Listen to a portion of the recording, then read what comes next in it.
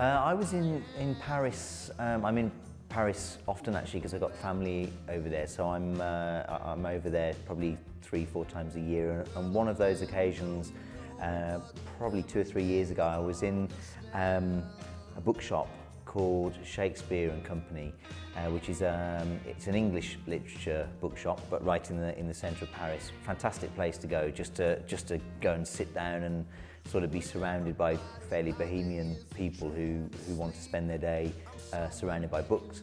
And I was in there on this occasion, and I sat down to have a rest, and the bookshelf next to me happened to have this book written by Willie Dixon and Don Snowden on it called I Am the Blues. And as a lifelong blues fan, I spotted the picture of Willie Dixon and grabbed the book and started to read it. And it was while I was sitting there reading a few pages of this book that the idea came to me, really, to record an album of Willie Dixon songs.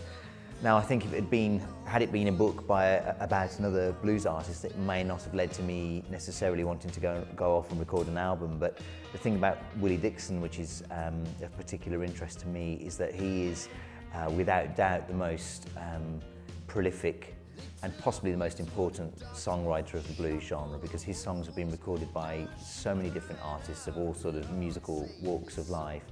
And his songs, really importantly, have pervaded popular culture in such a way that this sort of average guy on the streets, they may not know that they know Willie Dixon music, but they will do, because the stuff they will have heard recorded by other pop and rock artists, or just because the music has been played on adverts over the years. And I've always been fascinated by artists that are able to have that kind of impact on popular culture, not because of the commercial aspect necessarily of sort of selling X number of units, but just when you're able to write something with a sincerity about it, but it just happens to connect with such a large number of people. So I've always found that fascinating.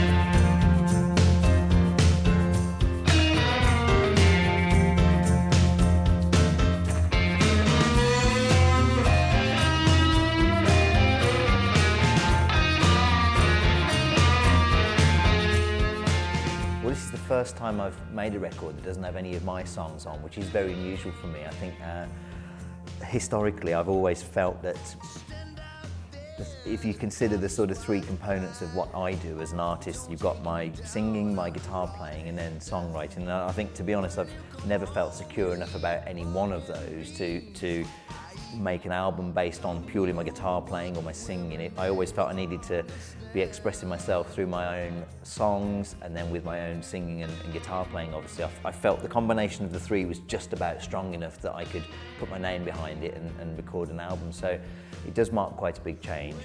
But actually I find it really liberating, because I find now when I'm listening back to the album, I'm not sort of crippled by hearing a line where I think, oh no, why did I say it like that? What was I trying to express there? You know, they're not. I'm liberated by the fact that it's not my expression at source. It's just my interpretation. So I felt quite free with it. And I suppose don't necessarily feel more secure about my singing or guitar playing these days than I did 20 years ago. But I just think with age, you start to just accept who you are and accept your flaws. On this album, I'm really, really proud of it, and I'm proud of the performances by everybody on there. But I still hear all the things I've always heard. I mean, I sing sharp for most of the album, and there are things about my guitar playing that I don't necessarily like, but I'm just more able at this point in my life to accept that that's who I am as a musician, and to be sort of comfortable with that, really. Choosing the songs to go on this album was really difficult, because you're talking about someone who has written, I mean, literally hundreds of really fantastic songs in that genre. I mean, first of all, I've always shied away from writing 12-bar blues, not because I don't think it's really valid. Actually, I think it's the hardest thing to write. I mean, we could write one now in 30 seconds, but it would be appalling, obviously. But to write in that genre, 12-bar blues, and do that really well with a melody that's original but without being kind of strange, and with lyrics that fit that style, so nothing too cerebral, but with enough sort of poetry about them to make them valid is really difficult.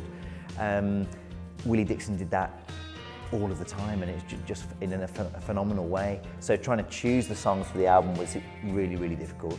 I actually did it based on, I mean, this album is sort of a tribute to Willie Dixon, but it's me thinking back about on my career and my love of music going back to my teenage years. And actually this selection of songs was based probably on the covers that had been done of them over the years. So, I mean, people that I love, like Cream, they recorded Spoonful in 1966. I've been listening to that since I was a teenager, so I wanted to do a version of Spoonful.